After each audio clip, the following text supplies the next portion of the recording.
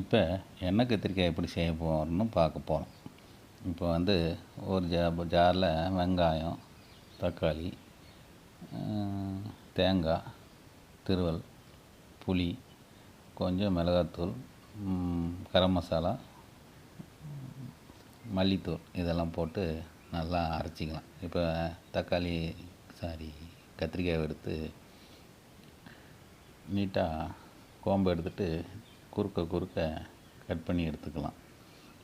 Cut பண்ணி எடுத்து ஒரு கத்திரிக்காயும் குறுக்க கட் பண்ணி எடுத்துகிட்டு இப்படி லேசாக பொளந்து பாருங்கள். இல்லைன்னா வெஜ்ஜி கத்திரிக்காய் நான்வெஜ்ஜி கத்திரிக்காவாக மாறிடும். உள்ள புழு இருக்கும், பார்த்துக்கோங்க. பார்த்து ஒன்றும் இப்படி நறுக்கி தெளிவாக பார்த்துக்கோங்க. பார்த்துட்டு இப்போ ஒரு சட்டி எடுத்து வச்சு அதில் எண்ணெய் கொஞ்சம் நல்லாவே சேர்த்தியே ஊற்றிக்கிங்க. கடலெண்ணெய் ஊற்றி இந்த கத்திரிக்காயெல்லாம் போட்டு நல்லா வதக்கிங்க. வதக்கின கத்திரிக்காய் என்ன பண்ணோம்னா எடுத்துடணும். வெளியே எடுத்து தனியாக ஒரு கப்பில் வச்சுக்கோங்க. எண்ணெய் கத்திரிக்காய் அப்புறம் எடுத்துட்டு அந்த சட்டியிலே எண்ணெய் இருக்குது இல்லைங்களா, அந்த எண்ணெயிலேயே கூட வந்து பார்த்திங்கன்னா சின்ன வெங்காயம் இருக்குது இல்லையா, அது சின்ன வெங்காயத்தை அரிய வேண்டியதில்லை. சின்ன வெங்காயத்தை அறியாமல் அப்படியே முழுசாகவே போட்டுக்கலாம். முழுசாக போட்டிங்கனாவே நல்லா வெந்து வரும்போது நல்லாயிருக்கும். சின்ன வெங்காயத்தை போட்டுட்டு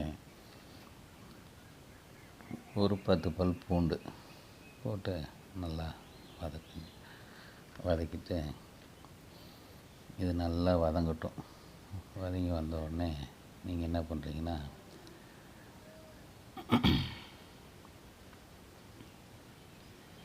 4 கறிவேப்பிலை போட்டுக்கோங்க. நம்ம அரைச்சி வச்சோம் இல்லைங்களா அந்த மசாலா, அதை வந்து கொட்டிக்கலாம். கொட்டி கொஞ்சமாக தண்ணி சேர்த்தி மூடி சிம்மில் வச்சு தேவையான அளவு உப்பு போட்டு லைட்டாக கிண்டி விட்டு அப்படியே வச்சுருங்க.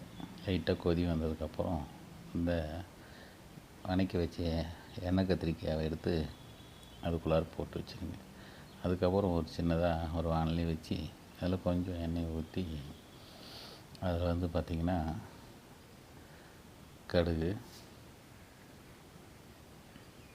உளுத்தம்பருப்பு, துவரம்பருப்பு, சீரகம், மிளகு இதெல்லாம் லைட்டாக லைட்டாக வறுத்துவிட்டு கூட ஒரு 4 கறிவேப்பிலை, 2 வரமிளகா இதையும் போட்டு செவக்க வறுத்து நீங்கள் எடுத்து அந்த எண்ணெய் கத்திரிக்காய்க்குள்ளாரே கொட்டி விட்டு லைட்டாக ஒரு கிண்டி விட்ருங்க.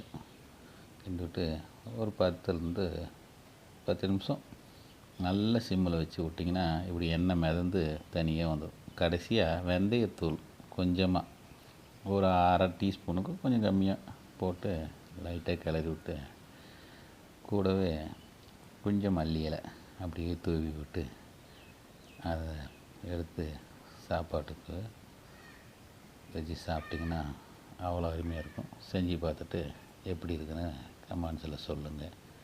நன்றி, வணக்கம்.